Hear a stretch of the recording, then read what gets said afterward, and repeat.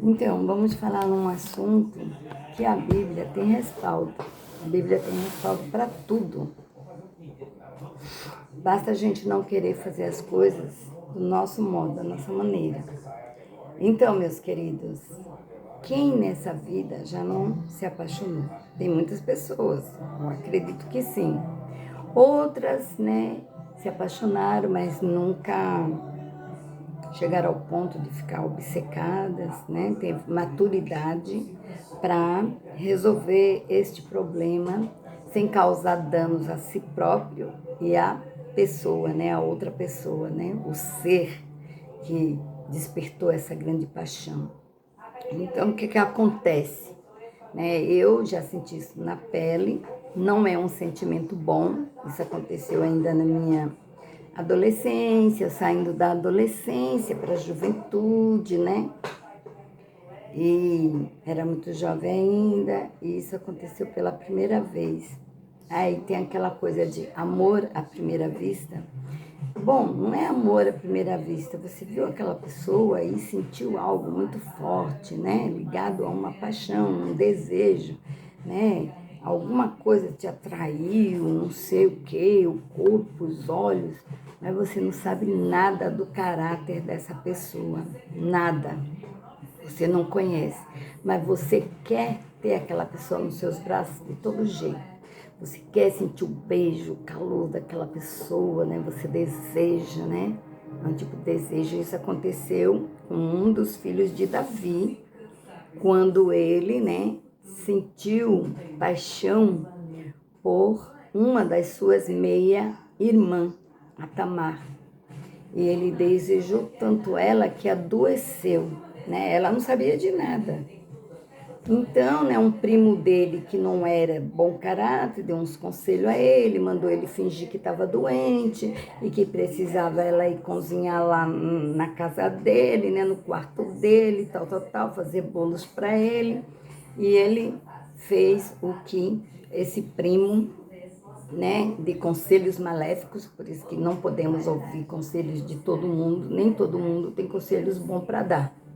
Tem pessoas que sabem aconselhar você muito bem dentro das escrituras, tem uma mente sadia, mas já tem outros que aconselham você de uma forma que vai tirar você do caminho, da presença de Deus, que vai levar você a praticar coisas que não agradam a Deus.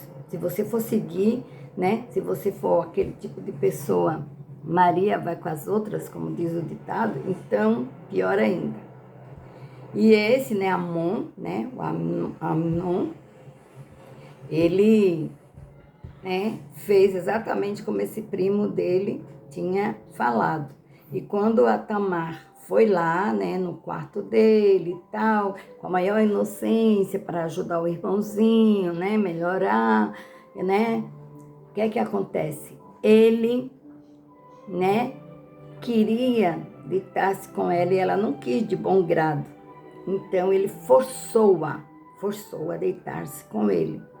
E deitou-se com ela e fez o que bem quis. E depois de satisfazer os seus desejos carnais, diabólicos até, ele expulsou ela de lá.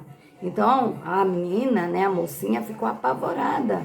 Ela se sentiu um lixo, porque além dele fazer o que fez, ainda desprezou ela, Além dele fazer o que fez, que ele deveria, pelo menos, se ele amasse ela de verdade, ele não teria feito. Expulsou ela, abriu a porta, botou ela para fora e tal, E isso acontece com muitas pessoas por aí. Então, devemos ver, conhecer, o caráter da pessoa. Não foi a Tamar, que ela não tinha nenhuma intenção de fazer isso. Foi ele que se apaixonou. Isso se chama um desejo carnal. Isso simboliza um desejo carnal.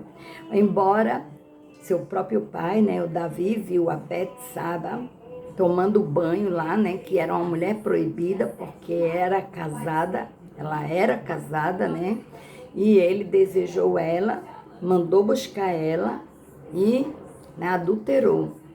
Mas acontece que por causa disso veio muitas sequelas, muitas consequências sobre esse pecado de Davi. E isso que Amnon fez já foi um cumprimento, né?